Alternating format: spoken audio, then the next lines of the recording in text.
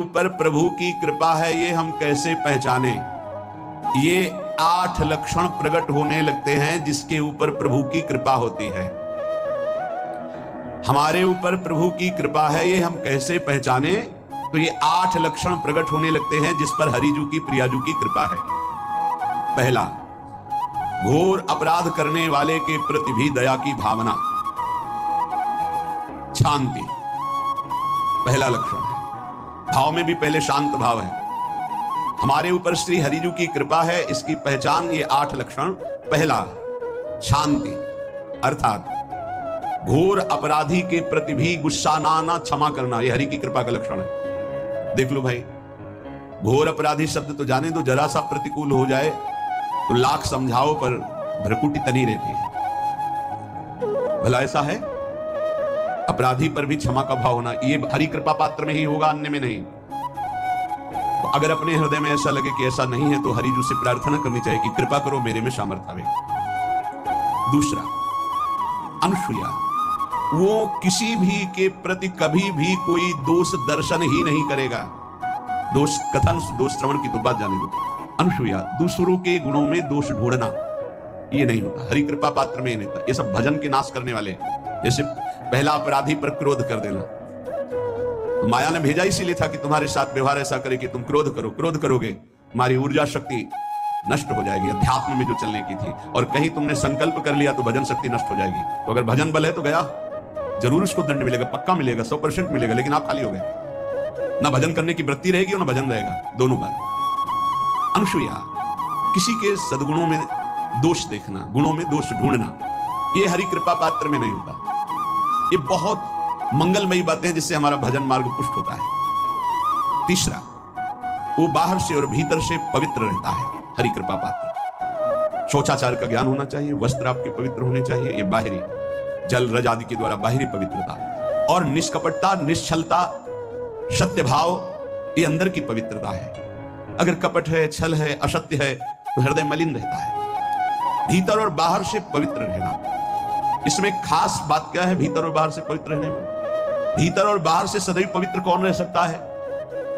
तो बोले जो पुंडरीकाक्ष भगवान श्री हरि का प्रियाजू का स्मरण करता रहता है, अभ्यंतर शुचि, वो बाह्य और अभ्यंतर दोनों से पावन रहता है। तीसरी जो कृपा का लक्षण है, अर्थात वो सदैव भगवत चिंतन परायण, शौचाचार का पालन करने वाला, बाहर और भीतर से हरि कृपा पात्र पवित्र रहता है। चौथा, ऐसे कार्यों का अनुष्ठान न करें जिनमें हमारा भजन छूटता है, जिनमें सत्य छूटता है, जिनमें भगवत भाव छूटता है। जैसे आपके ऊपर कृपा हुई, आप भगवत मार्ग में चल रहे हैं, अब आप ऐसे संसारिक कार्यों का अनुष्ठान कर रहे हैं जिनमें आपकी चित्तवृत्ति बिल्कुल भगवत विमुख हो रही, तो जीवन का लाभ क्या होगा? लाभ तो है भगवत स्मरण से। यह कल एक ने प्रश्न किया कि मैं खाता तो नहीं लेकिन मांस की दुकान में मांस बेचता हूं, होटल आता, क्या उचित है? ये उचित कैसे हो सकता है? तुम और भी तो व्यापार कर सकते हो, जरूरी है। धर्म का पालन करने की इच्छा करते हो, धर्म आचरण करते हो, ऐसा नहीं। तो विरत बहुकर्मा, उन कर्मों से हमें विरत रहना है जो हमारे धर्म के विरुद्ध है, जो भजन के विरुद्ध है। हरि कृपा पात्र ऐसे कर्मों का अनुष्ठान कर ही नहीं सकता।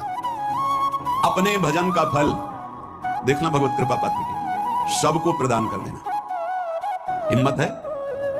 अपने भजन, इतनी मेहनत से किया हुआ भजन, भजन होने के बाद हे प्रभु इस भजन का फल हो, सर्वे भवन्तु सुखिनः सर्वे सन्तु निरामयाः। यहां तो कहते महाराज एक माला रोज आपके लिए करता हूं कि आपकी बीमारी ठीक रहे, तो शेष किसके लिए करते हो प्रभु? शेष अगर इष्ट और गुरु के लिए तुम्हारा है कि एक माला करते तो फिर इतनी माला करते तो हमें क्या होगा?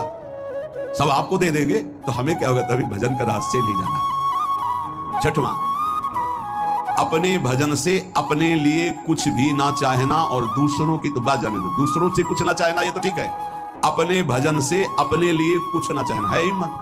देखो ये हरि कृपा पात्र में हिम्मत होती है। अपना भजन अपने प्रयोग में ना लाना, इसका भी आंतरिक रहस्य है। अपने प्रयोग में आप शरीर को लेकर के बोलेंगे, अगर स्वरूप को लेकर तो प्रयोग की कोई वहां जरूरत ही नहीं, स्वरूप पूर्ण काम है, वहां कोई अभाव नहीं। जब आप कोई भाव अपने लिए करेंगे तो देह भाव होगा, देह भाव से किसी विषय की मांग होगी। विषय पूर्ति भजन का फल नहीं होता, भजन का फल होता विषय निवृत्ति। बहुत जोर की बात है, कैसे समझें? अपने भजन का भी फल अपने लिए नहीं, दूसरों से कुछ चाह रखना तो बात ही जाने दो, भजन से भी कोई अन्य सुख की चाह नहीं। क्या चाहिए? भजन ही बनता रहे, भजन का फल भजन बनता रहे, खूब निरंतर जप करते रहे।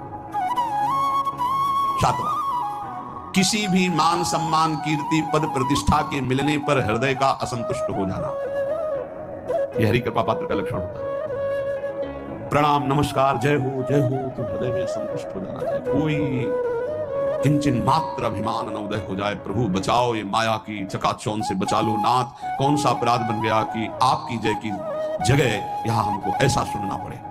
मान प्रतिष्ठा कीर्ति जिसके लिए बड़े बड़े लालायित रहते, हरि कृपा पात्र को विष की तरह चुभती है। और आठवां, किसी भी प्राणी समुदाय से संबंध ना रखते हुए सब पर दया की भावना, सब पर कृपा की भावना, सब पर करुणा मैत्री, पर किसी से ममता नहीं। ये सूत्र बहुत व्यवहार में प्रयोग करने योग्य है। सबसे करुणा और मैत्री, पर किसी से ममता नहीं। करुणा तो करी भरत जी ने, मैत्री भी की मृग से, पर ममता रहित नहीं रहे। ममता कर ली तो अगला जन्म हिरण का हो गया। ममता नहीं रखी। निर्ममो निरहंकारा, करुणा मैत्री तो करनी है, जैसे इसमें आदेश गीता में दिया आदेश है, अद्वेष्टा सर्वभूतानां मैत्रः करुणैव च, पर निर्ममो निरहंकारा, ये साधक की चतुरता है। प्राणी मात्र पर दया कृपा करुणा मैत्री, पर ममता नहीं। ममता किसी से, और यहां करुणा मैत्री ये तो गायब हो गई, केवल ममता रह गई है। अपने शरीर से ममता, शरीर संबंधियों से ममता, विषय भोगों से ममता, यही जहर है। संबंध में ये ममता ही जहर है, विचारों में अहंकार जहर है, कर्मों में ये आसक्ति जहर है। इसी जहर को मिटा दे तो जीवन मुक्त महापुरुष कर्म करते हुए, विषय सेवन करते हुए, वार्ता करते हुए, विचार करते हुए बिल्कुल जहर रहित उसका जीवन हो गया। तो ये 8 बातें हरि कृपा पात्र में होती हैं, इनको बार बार सुनना, हृदय में धारण करना।